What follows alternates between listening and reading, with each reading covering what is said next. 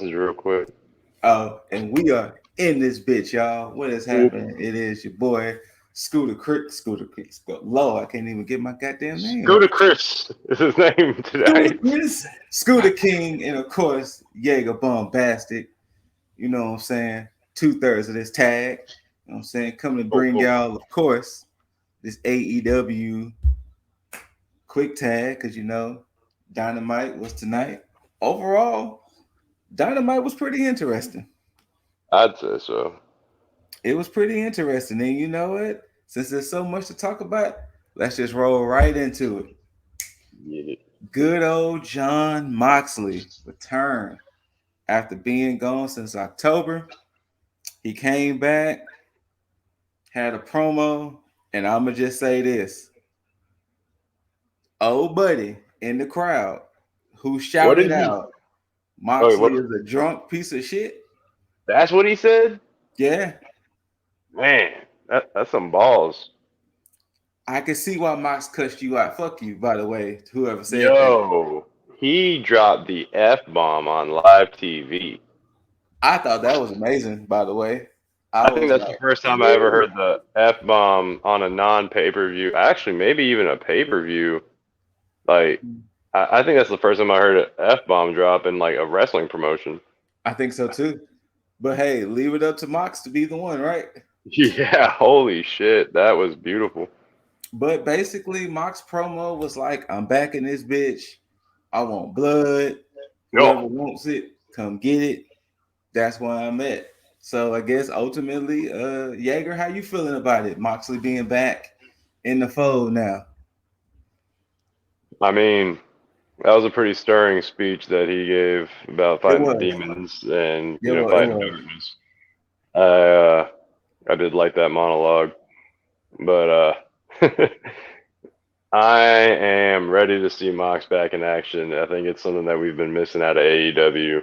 They've been doing what they can to fill that void, but I mean, you're just missing a little bit of that when Mox isn't there. I can agree with that 100%. But yeah, so later on we'll discuss what's the future for Mox, but we'll just keep the show rolling as it went. Next up, we had MJF in the back with Wardlow. He apologized to Wardlow, saying, birthday and all. I apologize. Happy birthday, Wardlow. He was like, I apologize. I've been kind of tripping, but you did lose that match and everything, and you did put your hands on me, so I got to dock your pay. But on your birthday. Right?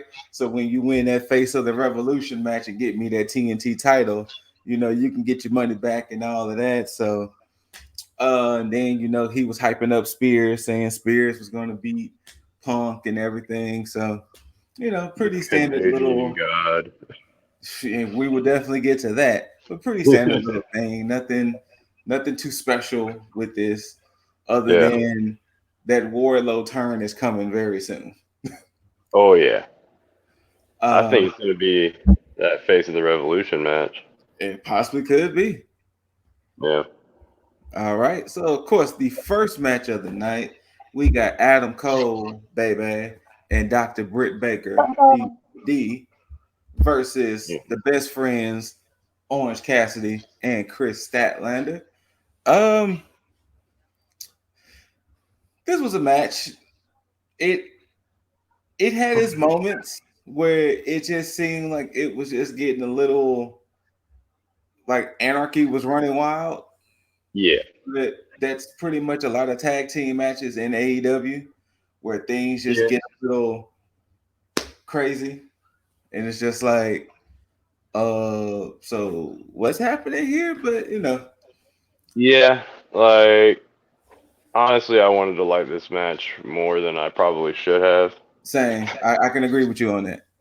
Yeah, but I mean, I did like the taunting from both genders to the opposite. Yes. They did bend the rules a little bit with women hitting the guys and then one inadvertent guy hitting a woman, putting her through the tape. I kind of laughed at the fact that how Dr. Baker sold that table spot. It was like as much punishment you had went through with you and Abaddon and you and Thunder Rosa, that table spot just took you out. Like you was just done from that table spot. Like I found that just a little bit funny, but it was the residual energy from the Superman punch, or excuse me, the orange punch. That's what it was. That makes sense. Yeah. That makes sense. But Cole and Baker get the W with Dr. Baker hitting the Pittsburgh Sunrise on Statlander on the outside, and then Cole hitting the Panama, and then it led to a low blow once again. Then the boom, they win. After that, Cole challenges Cole challenges Cassidy to a lights out match at Beach Break next week. So yeah, we shall see how that goes whenever come next week. We'll see how that goes, and we'll see if Cole keeps his undefeated streak or if Cassidy will give him his first L. So we shall see. Next up, which I thought was pretty interesting, we get a interview with Jericho and Santana and Ortiz of the Inner Circle. And Jericho was trying to pop his shit about how, Kingston is this, Kingston is that. It's all about Garcia and 2.0. Santana and Ortiz stopped Jericho and was like, hey, yo, we understand what we got, but you ain't going to be talking about the homie like that. Yeah. And then not only that, maybe the homie is right. Maybe it is about you. Maybe we didn't get the tag team titles because of you. You had all these other groups that didn't got tag team titles. You didn't had Pinnacle with FTR. You didn't had the Bucks. And, we still here without it. So next week, we'll see how that goes. Yeah, they're pretty much telling them, you've been in our corner, but you ain't been for us. Mm-hmm. So we definitely will see what happens with that. And then the aforementioned match that CM Punk that MJF said, we get Sean Spears versus CM Punk with MJF on commentary. I don't think MJF got a chance to put the headset on. Yeah, this was I was expecting an actual match for a little bit, Punk maybe selling the fact that he got powerbombed, like, was it 15 times, 25 times, 30, 40 times? Like, it was like a lot. Yeah, no, it was a solid 10. It was a lot. And then, too, though, but then Spears, the promo Spears had cut on Rampage. Like, I was not expecting it a 10-second match. Yeah. We'll get into it in a minute, but we could just blame Cody for it. Well, but yeah, this was a 10-second match. It was very quick. In between Punk and Spears and Cody, we gotta talk about the trophy though that Punk got to take home. Oh yeah, I forgot. You're right. So from that, I totally forgot. MJF tried to jump in and attack Punk from behind. Punk saw it. Punk tried to hem up MJF and walked off with MJF's scarf. So he has a little trophy. A nice little Burberry scarf that he has a little souvenir. You know what I'm saying? So we'll see where that goes. If MJF is gonna try to get his souvenir back. We'll see.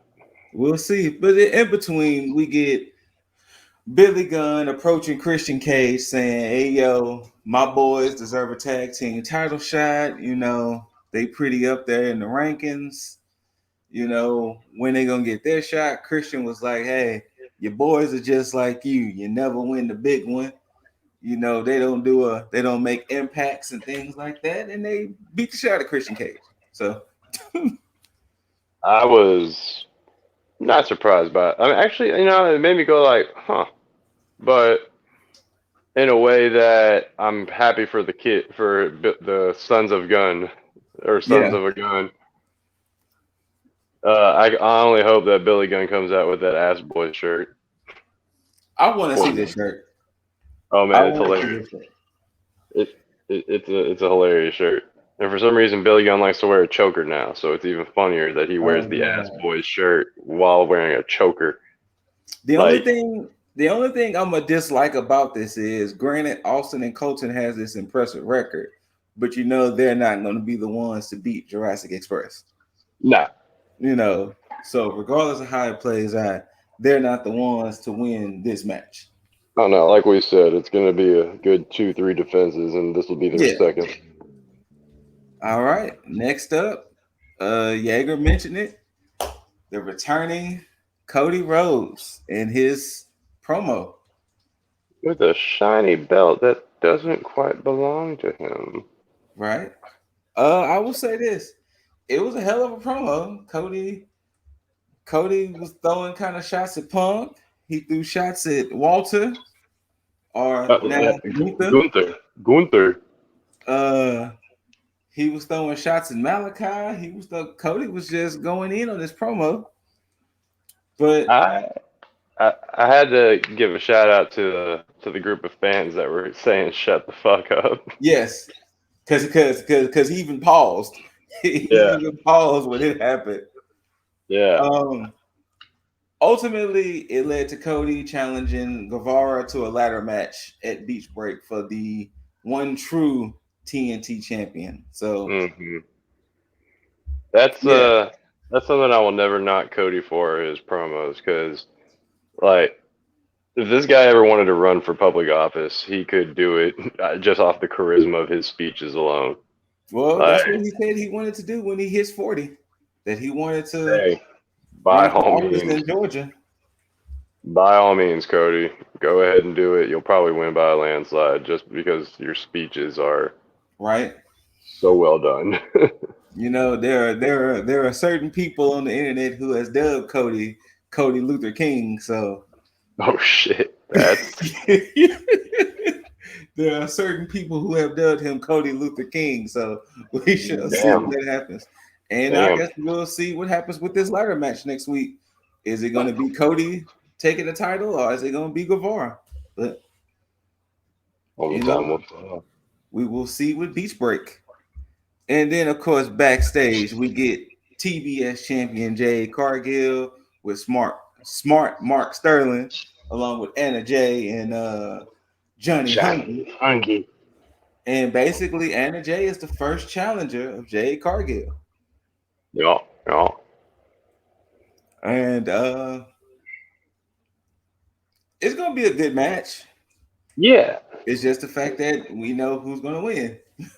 I mean, they did put an excellent point in that promo that Anna's been through a good amount. It makes me happy that she did have such a brutal match on Rampage with Ty Conti and Penelope Ford and the Bunny. Yes. Because, damn, like, this does add a nice little dot to her resume. And people who may be talking about how, I guess, young she is ring-wise are going to be able to be like, oh, well, shit, she can go. Well, the thing is, I hate stuff like that because we can say Anna Jay is young ring-wise, but we don't say that about Braun Breaker. I hate at times when we compare people who, I guess, get it faster than others. Because nobody was saying that about with Randy Orton when he was like in his early 20s doing what he was doing. Nobody was like, oh, he's still young ring wise. They were just like, oh no, he's da da da da da da. But it's like with certain people, there's like the thing with Braun Breaker and Randy though is that they're coming from a pedigree. They're second/third generation superstars. That is true too. They've been around this shit all their life. They are what I'm hoping Brody Lee Jr. is going to be. Yeah. As Cody pointed out in his speech, like in 8 years, that kid's going to be something great. It's a very strong possibility. Mm-hmm. But yeah, we'll see come Friday. Jade Cargill's first defense against the Queen Slayer, Anna Jay. And then next up, we get the reason of my name tonight. We get Kings of the Black Throne, which that is an amazing tag team name. That is a beautiful tag team name. Versus the Varsity Blondes. Oh, and the thing, so I'm gonna say this. MJF, Malachi Black have personally made me stop caring about the Varsity Blondes.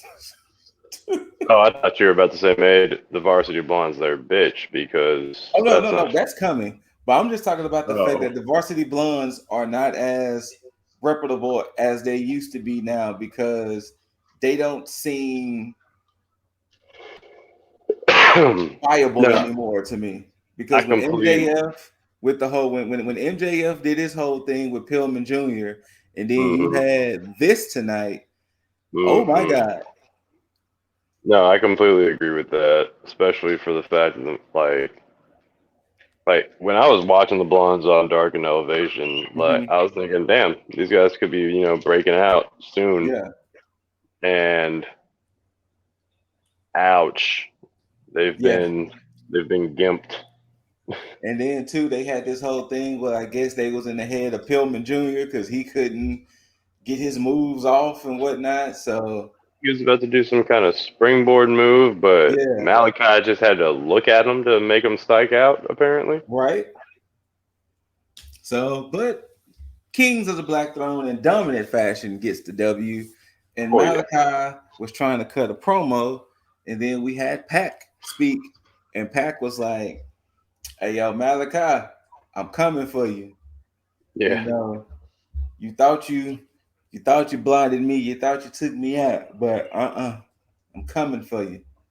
So, I do like how he addressed what the IWC might have been thinking, where he was like, what was it he said? It's like, oh, you thought I was gonna bend the knee or something of that nature, and he was just like, yeah, guess again, like I'm coming for you. So pretty soon we'll be getting Malachi and Pac with Brody Lee, of course, ominously being there as well. Brody King. Thank you, Brody King. See now, I did the same thing Cody said about Brody King having the same name. Damn it. Yeah. Damn you, Cody. Next up. Do you think Pat gets help though? But from who? That's the thing. That is my question as well. I can see it. I can totally see it, but it's like from who? That's the thing. It would be interesting if this would be our way that Wyndham shows back up because I mean, look at the direction Pac is going. He's going a little darker. He's doing the tarot cards. He's doing all that stuff. Like I'm reaching here, but hey, if we get could be onto something. Could be. Because it all depends on too how long they try to stretch this feud out. Because there are a bunch of superstars. 90 days should be ending soon. This could be a Killer Cross. It could be a Keith Lee. It could be a number of people. So, damn, you just made me think about that. Yeah, Buddy Matthews. It could be a lot. No, I'm thinking about it in a contractual way. Yeah. Of like, look at Cross. Wait, was he still on an NXT contract? No, he was on the main roster contract, but he should be up soon. Isn't that some shit though? WWE put him in main roster contract for like a month just so they could make it to where he goes like cold. Like that. Yeah. Just like that. But that is a pretty interesting thing there. Like it could be Wyndham or it could be some others. Because I mean, Brody is a formidable opponent. So if Pac does get back up, it can't be nobody who's the same size. It's gonna have to be somebody who can match Brody a little bit. So it could be Killer Cross or Wyndham or somebody like that. Yeah. So we shall see. That's pretty interesting. Oh, that would be a nice match though, or a matchup like Pac and Killer Cross against the House of Black. Yeah. We shall see. Yeah. But on to the And next. of course, we get a segment between Lance Archer, newly formed partnership with, of course, Dan Lambert. They have that little segment about, you know, them wanting to challenge Paige. Paige responds. It's typical. It was typical. It's only typical because we didn't see Lance Archer in these situations where he gets these pushes out of nowhere and it really doesn't go anywhere. I hate to say it that way, but it really doesn't. Like Hangman. Okay, so to put it in my perspective, Hangman just went to war with Bryan Danielson. I don't think Archer is going to be the one to dethrone Hangman Page.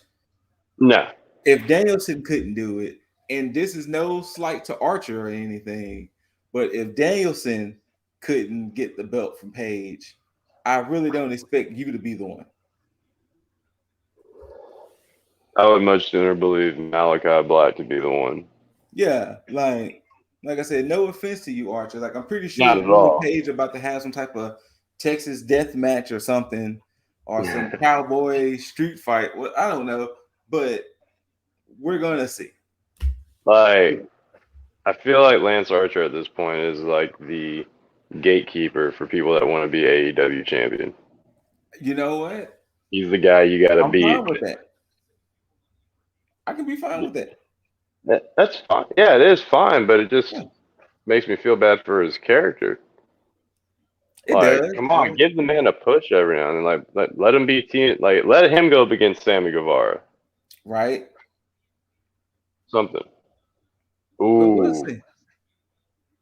Him and Miro. Did we ever see that match? Which one? Archer and Miro. Did it? I think it did I don't happen. think it did happen. I think it did happen. Okay. And then next up, we get the returning Roppongi Vice reigniting their feud with the Young Bucks because they challenged them for Rampage on Friday.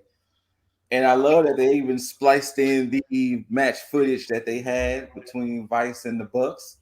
Mm-hmm. So we're going to get Roppongi Vice versus the Bucks come Friday. Now, this is one that I wouldn't mind seeing Roppongi Vice taking.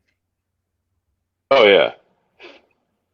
I wouldn't mind them taking it. I have a strong feeling it's going to go the other way, but I wouldn't mind seeing Roppongi Vice take this one. With the way Cody called out reigniting the Wednesday Night Wars and referring to a certain couple of very talented individuals as developmental. Did he? I thought that was so disrespectful. Right? I was like, bro, the fuck? But with Cody calling that out, I have a feeling that they may be involved in the possible loss if it ends up in a loss. Makes sense too. Yep. But yeah, once again, we'll see in 2 days on Rampage. And speaking of Lance Archer, we get Lance Archer versus Frankie Kazarian. We knew where this was going because Archer is on this push at the moment. So Archer gets the W over Kazarian, then tries to get some extra damage in. Paige comes out. They get into a little brawl. You know. This was a good match nonetheless, though, in my opinion. It wasn't a bad match. Like, they didn't make Kazarian look like a chump, but... No, they didn't, and I was happy that they didn't make Kazarian just, like, get completely obliterated. Yeah. They didn't give Kazarian the Sean Spears treatment. Oh, my God. That match kind of knocked Sean Spears down a couple pegs for me. Not gonna lie. A lot of pegs, because the thing is too, I had such high remarks because I love the promo he cut on Rampage after he beat Andrew Everett. That little promo he cut was amazing. And then for them to just pull this, it was like, oh, well, okay then. So, but yeah, at least they didn't give Kazarian the Sean Spears treatment. So, yay to that. And then before the next match, we had two segments. We had Dante Martin reuniting again with Matt Sydal, along with Lee Moriarty, saying they're going to basically watch Dante's back until Darius comes back. So I'm assuming Leo Rush is not there anymore. Leo's gone. Like, man, I don't know what's up with Leo. So we get that, and then we get Starks and Hobbs basically telling Dante, you better watch all sides because Team Taz, we build assassins. So obviously the feud. Assassins. So obviously I know assassins. So obviously the feud isn't over between Dante and Team Taz. So yeah. Yeah. Then we get a segment that I'm pretty sure Yeager didn't like too much. We had Statlander. We had Statlander and Red Velvet trying to talk, and then legit Layla Hirsch comes back there and she's like, "Hey yo, Stats, the reason why we lost is because you selfish. You not focused. You making me lose money. You making Velvet lose money." Velvet tries to intervene and was like, "Hey, yo, chill, we good. Hey, we friends." Layla Hirsch came at her with the, "If you don't shut the up." Basically. Not happy about that. So I'm pretty sure Yeager wasn't too happy. At least it wasn't the face.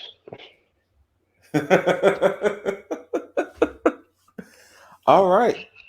Now the next match we get, which was it was borderline a massacre, but Yeah. We get Sky Blue versus Serena Deeb.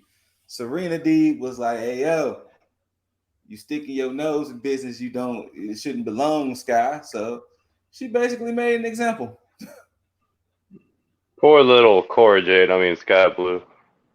You know what? I'm not gonna lie. I'm glad you said it. But like when I saw Sky Blue, it was like, wait a minute. It's almost like mirror. It's almost like the old school Mortal Kombat mirror match. Right. Because they even wore the same kind of hat and everything. And I was just like, all right, that's cool.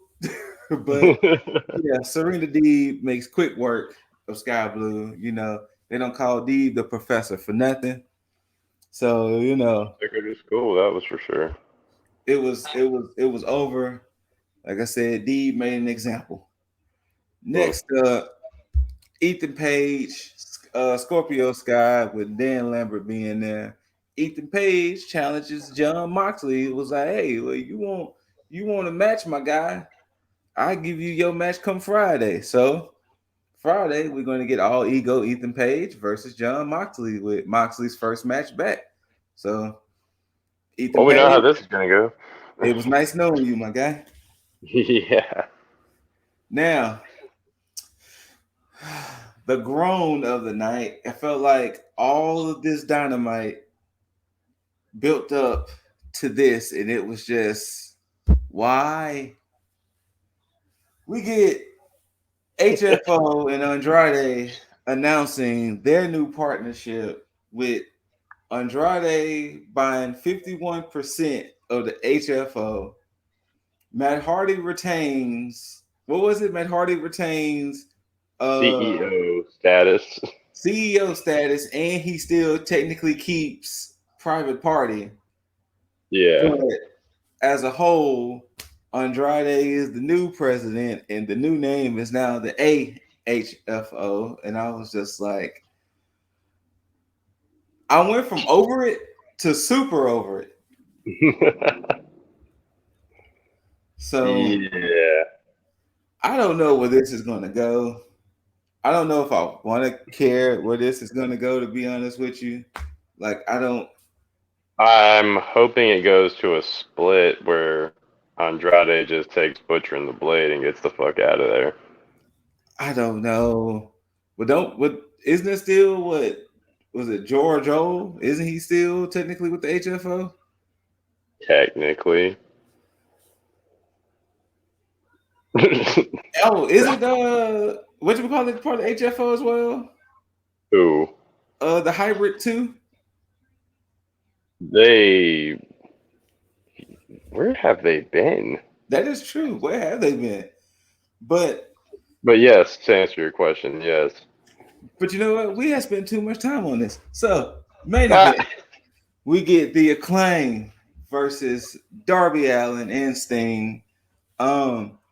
This was one of those instances, I guess, because my love for the Acclaim is steady growing. I hate that this match had to happen because we knew Darby and Sting wasn't going to take this loss. Yeah. But it was a great showing for the Acclaim.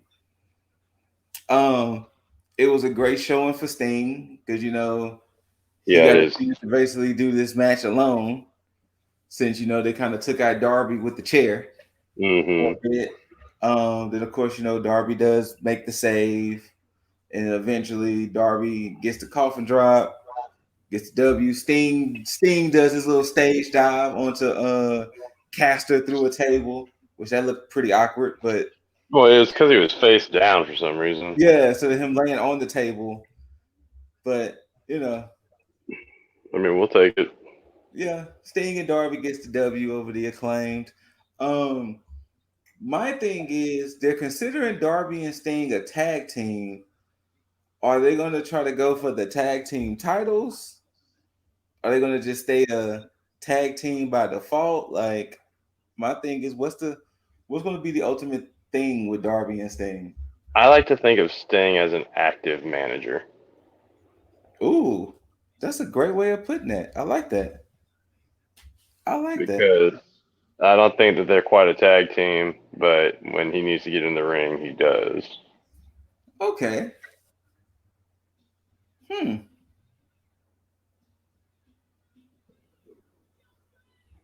Actually, that actually makes a lot of sense. Yeah. It doesn't. I mean, and by the time he like just says, "Yeah, I'm done," like actually wrestling, he can just still like do a bump or two, or excuse me, take a bump or two, and then maybe pull off a move, and then he can just stay more in the back. But yeah, I don't see them trying to go for the belts. That'd be interesting. Yeah, that would be interesting because the thing is, I'm looking at the tag team title picture in a unique way, considering who we have as the champions. Fair. And considering, and you know, not to knock Jurassic Express, but when we're looking at the fact that if Darby and Sting is an active tag team to try to get the belts, you have Darby and Sting, Kings of the Black Throne, the Young Bucks, and Red Dragon. Those are 4 legit teams. Yeah. That could be tag team champions like that. You know. Agreed. So I guess we'll have to see how that goes. But I like the whole thing of Sting being an active manager and that, you know, he'll get his hands dirty when needed. I do like that. But you know, that was Dynamite as a whole. You know, of course, you know, it was good to get Mox back in the action and, you know, get a good, healthy Mox. Once again, fuck you to that guy who yelled that shit to Mox. Because I don't know why the fuck anybody would try and go on a show and say that shit. Because that man was man enough to admit that he needed help, got the help he needed, and for you to yell that out, you're the piece of shit, sir. Indeed. But yeah, so that was Dynamite as a whole. It wasn't a bad show. It was filled with a lot of stuff. Like they had a lot in these 2 hours.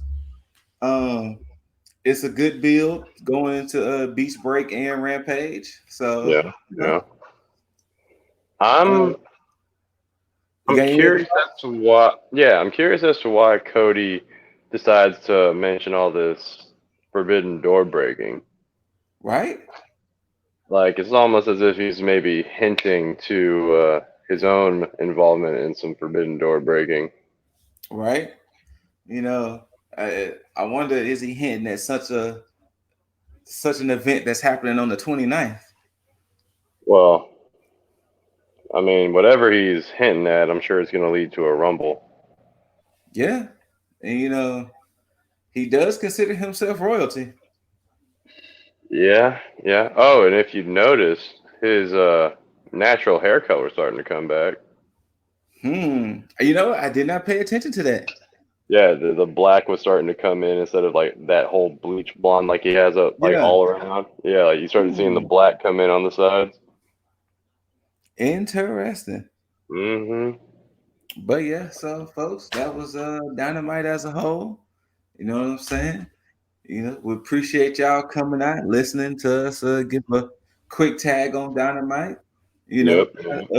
Shout out to Lil Dizzle, still a little under the weather, Hey. Wishing him, of course, a speedy recovery, and we'll all be soon at some point to form this Voltron on this tag.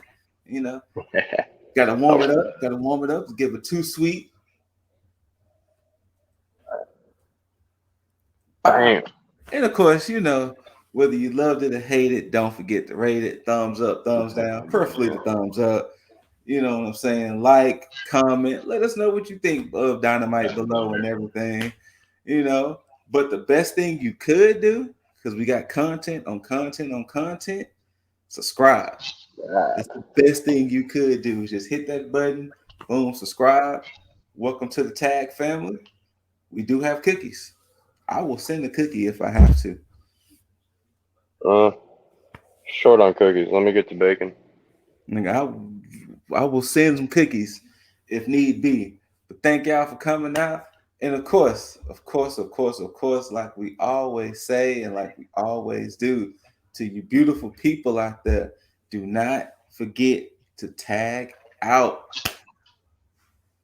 Peace, everybody. Those.